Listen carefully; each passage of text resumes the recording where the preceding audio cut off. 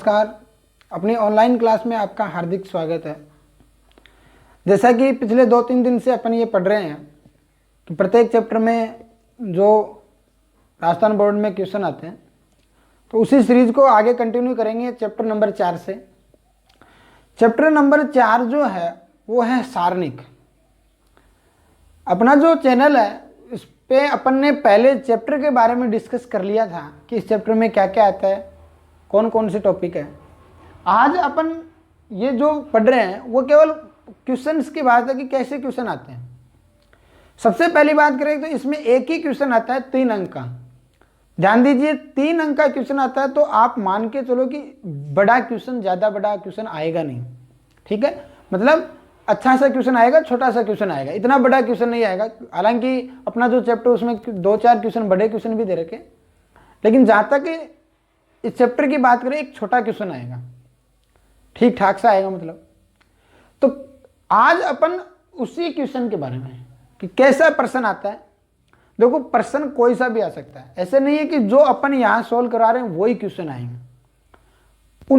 उनके जैसे कैसे भी क्वेश्चन आ सकते हैं। वो एक अपने लिए बेस हो गया कि भाई ऐसे क्वेश्चन आएंगे, आप उनकी तरीके के सारे क्वेश्चन कर सकते हो।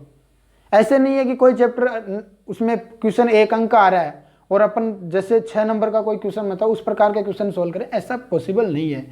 एग्जाम में यदि 1 नंबर का क्वेश्चन आता है तो सीधी सी बात है वो 2-4 लाइन का क्वेश्चन आएगा, छोटा क्वेश्चन आएगा।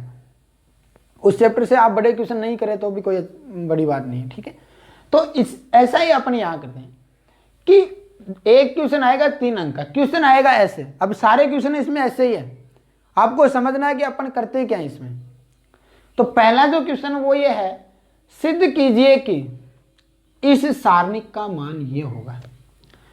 देखो, सारणिक अपन ने पढ़ा था तो मैंने कहा था कि सारणिक का मान अपन प्रसार से निकाल सकते हैं। फिर मैंने दूसरे वीडियो में आपको बताया था सारणिक के गुणधर्म। उससे गुणधर्मों से क्या होता है, सारणिक सरल हो जाता है थोड़ा। ठीक है, तो उन्हीं चीजों को अपन यहां पढ़ेंगे प्रश्न की सहायता से। प्रश्न में सारी बातें आएंगी, उनको अपन डिस्कस करेंगे। तो इस क्वेश्चन में इस सारणिक का मान अपने को ये सिद्ध करना है। तो तुम लोगों को एक बात बताता हूं, सबसे काम की बात, आप जब भी सारणिक को सरल करो तो पहले इसका आरएचएस पक्ष देखो कि अपने को सिद्ध क्या करना है। अपने को दे रखा है 5x + 4, ये x - 4। इस सारणिक में ऐसा कोई गुणधर्म लगाएं अपन कि किसी रो या किसी कॉलम में अपने को 5x + 4 मिल जाए। यदि ऐसा आपको मिल जाता है तो आपका सारणिक सोल्व हो जाएगा। हालांकि यदि ऐसा नहीं बनता है तो अपन दूसरा गुणधर्म काम में लेके इसको थोड़ा सा इजी बनाएंगे, उसके बाद सारणिक को हल कर लेंगे और आपको जो सिद्ध करने वाला है वो पार्ट आपके पास आ जाएगा। ठीक है, तो इस क्वेश्चन का अपन सबसे पहले लेते हैं बायां पक्ष।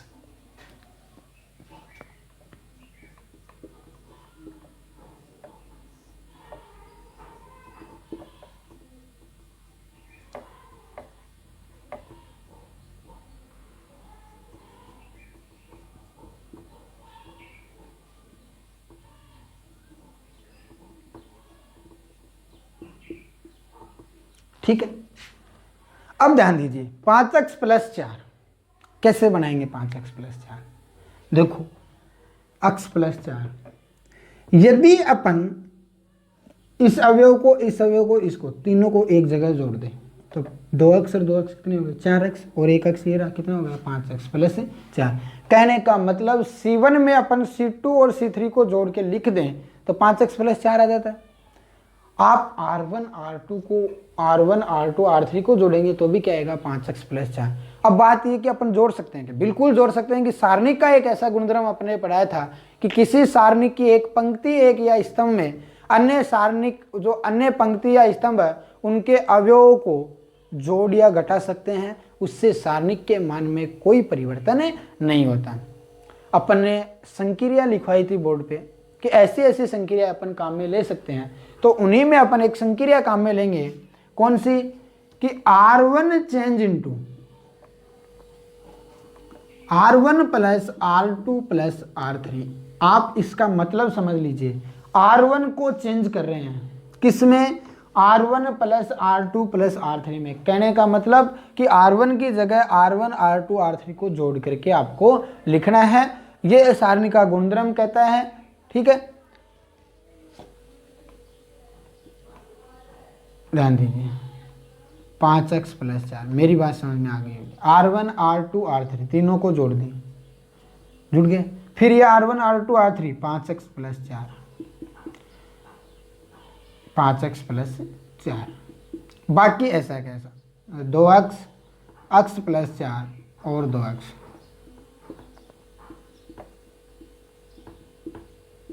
ठीक है, तो ये आ गया। अब मैंने दूसरा गुणधर्म ये बताया था कि एक पंक्ति या एक स्तंभ से अवयव कॉमन ले सकते हैं। क्यों? क्योंकि सारणी को बाहर किसी अचर से गुणा करेंगे तो केवल एक पंक्ति या एक स्तंभ ही गुणा होता है। ये बात भी अपन ने सारणी का जो वीडियो डाला था पहले, उसमें अपन ने डिस्कस कर ली थी। ठीक है, तो यहां से कॉमन आ जाएगा 5x प्लस 4।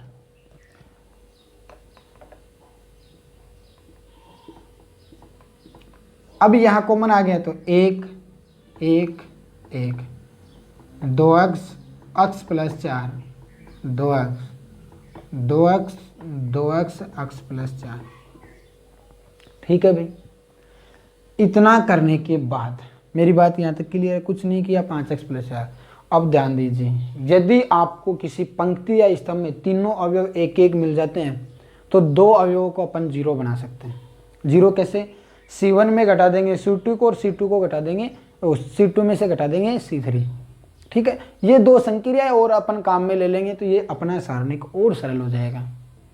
ठीक है, मेरी बात समझ में आ रही है? जब एक एक बन जाता है तो कंफर्म कर लीजिए कि दो अवयव अपने को जीरो बना लेंगे, और दो अवयव यदि जीरो बना लेंगे तो अपना सारणिक इजीली क्या हो जाएगा? सरल हो जाएगा। ठीक है सॉरी, 5x प्लस 4। अब यहां संक्रिया मैं काम में ले रहा हूं, वो है C1 change into C1 minus C2 और C2 चेंज इंटू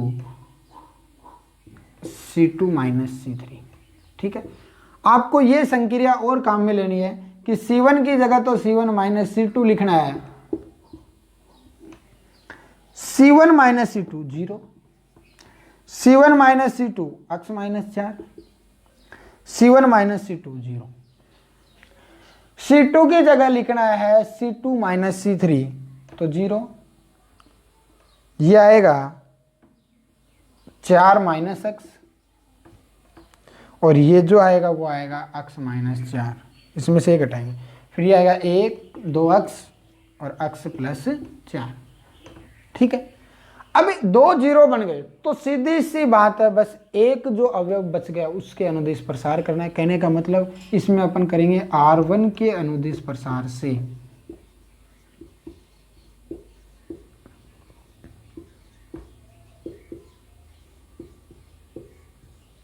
R1 के अनुदिश प्रसार से R1 के अनुदिश प्रसार करेंगे तो ये तो रहेगा 5x प्लस 4, यहां जीरो है तो लिखना ही नहीं है, ये जीरो लास्ट वाला 1 इंटू, अब ये और ये अपन छोड़ देते हैं, ये सारणी का प्रसार करना आपको बताया गया था। ये गुणा होगा इससे तो x माइनस 4 का स्क्वायर, ठीक है, माइनस ये गुणा इससे होगा तो 0, तो ये आ जाएगा 5x प्लस 4 और x माइनस 4 का स्क्वायर बराबर आ गया आपका RHS, बराबर क्या आ गया? RHS। तो आपको इतना सा ही काम करना। अब इस चैप्टर में चाहे आप कोई से भी क्वेश्चन करो, सारे एक ही प्रकार के, अपन 5 करवाएं वो भी एक ही बात है, 10 करवाएं वो भी एक ही बात है। ठीक है, क्वेश्चन सारे ऐसे ही आने हैं, राजस्थान बोर्ड में ऐसा ही क्वेश्चन आएगा। ठीक है, तो इसको आप समझ गए होंगे, कुछ नहीं किया। आपको 2-3 बातें हैं जो स्पेशली ध्यान रखनी है। पहली बात, यहाँ सारणिक को देखो और इसको देखो, इसमें कोई सा भी एक पार्ट बनता है, मतलब एक गुणनखंड कोई सा भी इनसे संक्रिया से बनता है तो वो बना लो। अपन ने 5x प्लस 4 देखा R1 R2 R3 से बन रहा है तो अपन ने वो काम कर लिया, वो कॉमन ले लिया। एक एक एक आने के बाद सीधी और सिंपल बात है कि आपको दो अवयवों को शून्य बनाना ही है, उससे क्या है सारणिक सरल हो जाता है। ठीक है, दो अवयव को शून्य। आप यहाँ देखो इनमें तीनों एक एक है तो C1 माइनस C2 और C2 माइनस C3, ऐसे होते तो R1 माइनस R2 और R2 माइनस R3। ठीक है, तो ये हो गया आपका इसका क्वेश्चन। अब मैं एक क्वेश्चन और करवा देता हूँ, हालांकि आने ऐसे ही क्वेश्चन है। ठीक है, तो एक क्वेश्चन अगला क्वेश्चन है, सिद्ध कीजिए कि y plus Z X y, z plus x Z X, X plus Y Y Z बराबर X plus Y plus Z X minus Z का square.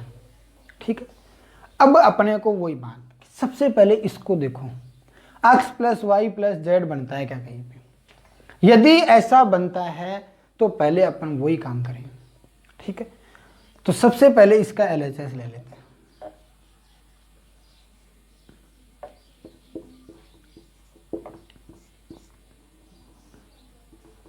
y plus Z X Y, Z plus अक्स Z अक्स, अक्स plus Y Y Z. ठीक, इसके बाद ध्यान दीजिए, इन तीनों को जोड़ेंगे x plus Y plus z, इनको जोड़ेंगे x प्लस वाई, इनको जोड़ेंगे तो क्या होगा 2x plus 2y plus 2z, लेकिन x plus Y plus z अपने को इससे भी मिल जाएगा। तो अपन क्या करें, R1 change into R1 plus R2 plus R3, कि R1 को चेंज करेंगे किसमें, R1 plus R2 plus R3 में। ठीक है, तो ये बात हो गई इसकी, R1 plus R2 plus R3। ठीक है, तो चेंज करते हैं, इन तीनों को जोड़ें, y plus z, z plus x, x plus y, तो मैं सीधा लिख रहा हूं 2 x plus Y plus z. ध्यान दीजिए यही हो गया क्या, y 2 बार है, z 2 बार है, x 2 बार, तो 2 गुणा कर दिया। इन तीनों को जोड़ेंगे, ये आएगा x plus Y plus z, और ये भी आ जाएगा x plus Y plus z. फिर आप ऐसा कैसा लिख दो, z plus x z x, x plus Y Y z. वही बात कॉमन आ रहा है, x plus Y plus z, x plus Y plus z, x plus Y plus z. तो मैंने आपसे कहा था कि कॉमन आ रहा है तो आप बाहर ले सकते हैं, और आपने ले लिया क्या, x plus Y plus z. यहां आ गया 2 1 1, z plus x z x, x plus Y Y z. अब देखो यार, 2 1 1 1 1 होता तो अपन घटा देते, अब अपन घटाएंगे जरूर, जीरो तो बना लेंगे, लेकिन ऐसे सीधा नहीं घटाएंगे। क्या करेंगे अपन, इसको 2 से गुणा करके इसमें घटाएंगे, इसमें सीधा घटा देंगे। तो मैं जो संक्रिया यूज ले रहा हूं वो ले रहा हूं, C1 change into C1 minus 2C2, 2 से गुणा किया, और C2 change into C2 minus C3, इसमें 2 से गुणा करना नहीं है। ठीक है, अब इसके आगे अपन ये इसको सोल्व करें तो x plus Y plus z, 2 से गुणा करके इसमें घटाओ तो क्या आएगा 0, 2 से गुणा करके घटाओगे तो ये आएगा x माइनस जेड, 2 से गुणा करके घटाओगे तो ये आएगा x minus y, 0 z minus x y minus z, 1 x z. ठीक है, चेक कर लीजिए एक बार, इसको 2 से गुणा किया तो ये आएगा, और इसको 2 से गुणा करें तो x माइनस वाई आएगा। ठीक है, इसके बाद यहाँ पे देख लीजिए एक बार आएगा, इसको थोड़ा सा अपनी यहाँ से मिटा देते हैं क्वेश्चन को।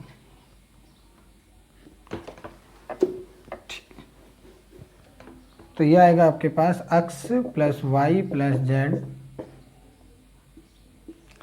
R1 के अनुदिश प्रसार करेंगे, और R1 के अनुदिश प्रसार करेंगे तो 0 0 वाला तो होगा नहीं, 1 गुणा